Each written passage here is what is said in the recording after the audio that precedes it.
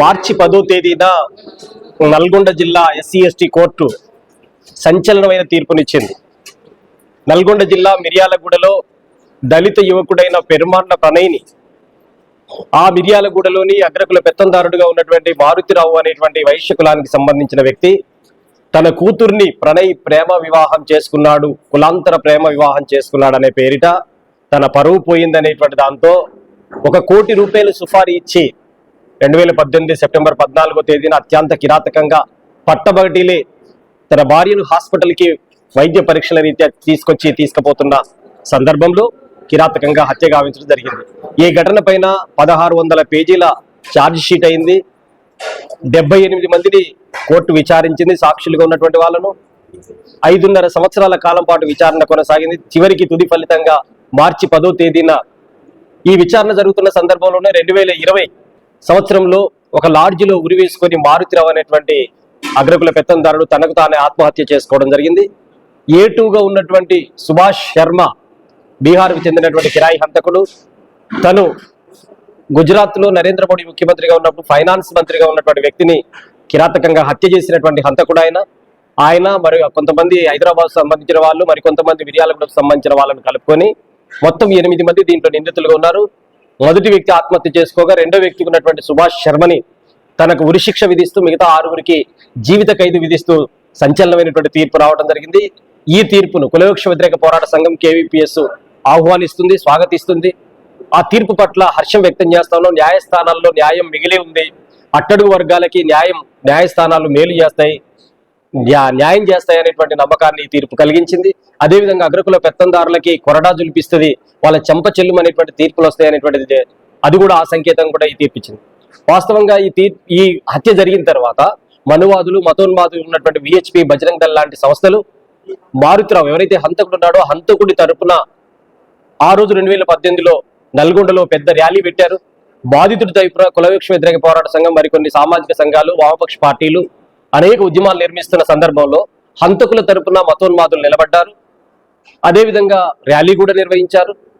కులవివక్ష వ్యతిరేక పోరాట సంఘం ప్రత్యేకించి 24 గంటల పాటు ప్రణయ్ డెడ్ బాడీతో నల్గొండ జిల్లా KVPS నాయకత్వం, రాష్ట్ర నాయకత్వంగా మేమందరం ఆ డెడ్ బాడీతో పాటు ఉండటం, అదేవిధంగా పార్లమెంటు సభ్యుల్ని కూడా తీసుకొచ్చి అమృతకు భరోసానిచ్చి ధైర్యాన్ని ఇచ్చేటువంటి కృషి జరిగింది.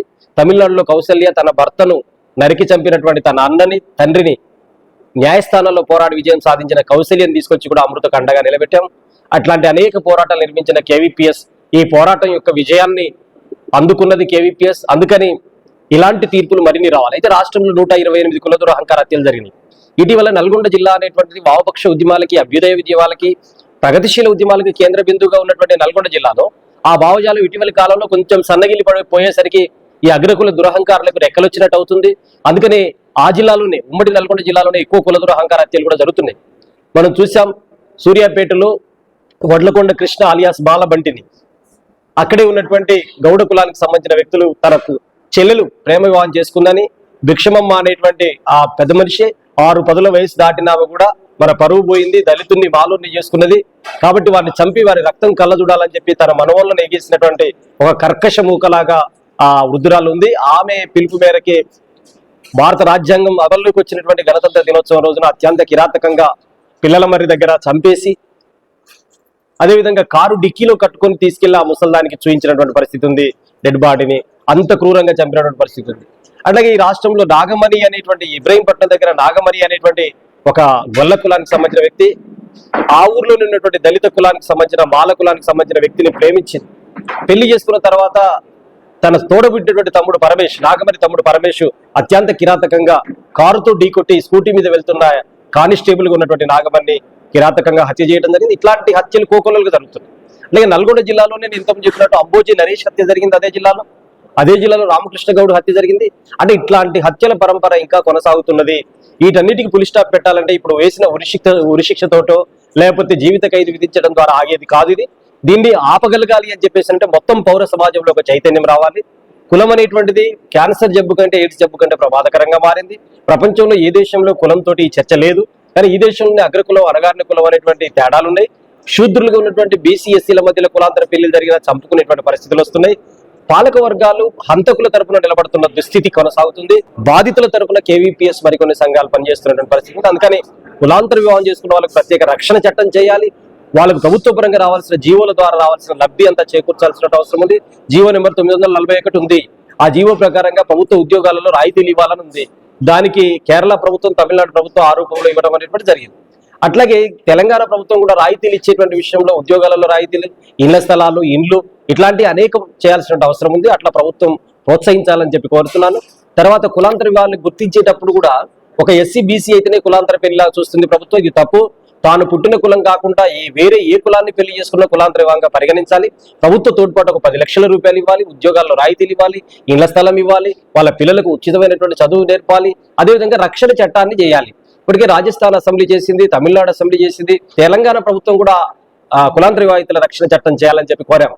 గత ఎన్నికలకు ముందు 2018లో మేము ఎన్నికల మేనిఫెస్టోలో మీ పార్టీ మా మేనిఫెస్టోలో చేర్చండి అని చెప్పి తిరిగాం. కేవీపీఎస్ తరఫున మేము, అదేవిధంగా కేఎన్ఎస్ తరఫున, అట్లాగే సాంబశివరావు లాంటి అందరం కలిసి అన్ని పార్టీల దగ్గరికి వెళ్ళాం. కానీ ఆ రోజు కేవలం తెలంగాణ జనసభ పేరు మీద కోదండరాం గారు, అట్లాగే సిపిఎం పార్టీ, ఈ 2 పార్టీలు మాత్రమే తమ ఎన్నికల మేనిఫెస్టోలో చేర్చాయి. అది కాంగ్రెస్ కానీ టీఆర్ఎస్ కానీ ఏమాత్రం చేర్చలేదు. అయితే బీజేపీ ఎట్లాగూ కూడా చేర్చదు. బీజేపీ కులాంతర పెళ్లిలకు వ్యతిరేకంగా ఉంది. వ్యతిరేకంగా ఉండటమే కాదు, ఈ వీటిలలో కూడా మత విద్వేషాలు రెచ్చగొట్టేటువంటి పని బీజేపీ చేసింది. మనందరికీ తెలుసు, రాష్ట్రంలో 128 కుల దురాంకార హత్యలు జరిగితే ఒకటే హత్య, నాగరాజు సరూర్ నగర్ లో జరిగినటువంటి హత్యను ముస్లింలు తమ చెల్లెని చేసుకున్నాడనే పేరు ముస్లింలు నాగరాజును హత్య చేసింది, దళిత యువకుడైనటువంటి నాగరాజు. ఈ నాగరాజును హత్య చేసినప్పుడు మాత్రమే బండి సంజయ్ గారు, ఇప్పుడున్న కేంద్ర మంత్రి, అప్పుడున్నటువంటి ఎంపీ ఆయన, అదేవిధంగా రాజా సింగ్ గారు ఎమ్మెల్యే, గోషమాల్ ఎమ్మెల్యే, వీరు బయటకు వచ్చి ఓపెన్ గా ప్రదర్శన పెట్టారు. మరి ఒక అగ్రకుల హిందువు, నిమ్నకుల హిందువుని చంపితే మాత్రం పల్లెత్తు మాట మాట్లాడలే వీళ్ళు. కేవలం ముస్లిం చంపినప్పుడు మాత్రమే మాట్లాడారు. కులవృక్ష వ్యతిరేక పోరాట సంఘం చెప్పేది ఏంటంటే, ముస్లిం అయినా, హిందువు అయినా, అగ్రకులమైనా, అరగారిన కులమైనా ఒక వ్యక్తి మరొక వ్యక్తిని చంపడాన్ని వ్యతిరేకిస్తున్నావా లేదా అనేటువంటిది ఇంపార్టెంట్. కానీ అట్లా కాకుండా హిందువును ముస్లిం చంపాడు కాబట్టి ముస్లిం వ్యతిరేకతను రెచ్చగొట్టి ఓట్లు దండుకోవాలనేటువంటి విద్వేషాలు రెచ్చగొట్టాలి, మత కలహాలు సృష్టించాలనేటువంటిది వాళ్ళ ఉద్దేశం. అందుకని మీకు ఒకవేళ చిత్తశుద్ధి ఉంటే, అంబోజీ నరేష్ చంపినప్పుడు మీరు ఎవరి వైపు ఉన్నారు? పెరుమాళ్ళ ప్రణయం చంపినప్పుడు మీరు ఎవరి వైపు ఉన్నారు? అందుకని ఇట్లాంటి విషయాలు ఆలోచించాలి. అంటే ఒక అగ్రకులంలో పుట్టిన హిందువు ఒక దళిత కులంలో పుట్టిన హిందువుని చంపితే మాట్లాడరా మీరు? దళితుల్ని చంపినా పర్వాలేదా బీజేపీకి, ఆర్ఎస్ఎస్కి, విహెచ్పికి? అందుకని మేము కోరుతున్నది ఒకటే, మత విద్వేషాలు, కుల దురహంకార హత్యల్లో కూడా రెచ్చగొట్టాలని చూడొద్దు అనేది మేము కోరుతున్నాం. అందుకని ఈ నల్గొండ జిల్లా కోర్టు ఇచ్చినటువంటి తీర్పును కులవృక్ష వ్యతిరేక పోరాట సంఘం సంపూర్ణంగా స్వాగతిస్తుంది. ఇలాంటి ఘటనలు రాష్ట్రంలో మరో కుల దురహంకార హత్య జరగకుండా చూడాలంటే పౌర సమాజం చైతన్యం కావాలి, కులాంతర వివాహాలను ప్రోత్సహించాలని చెప్పి విజ్ఞప్తి చేస్తుంది.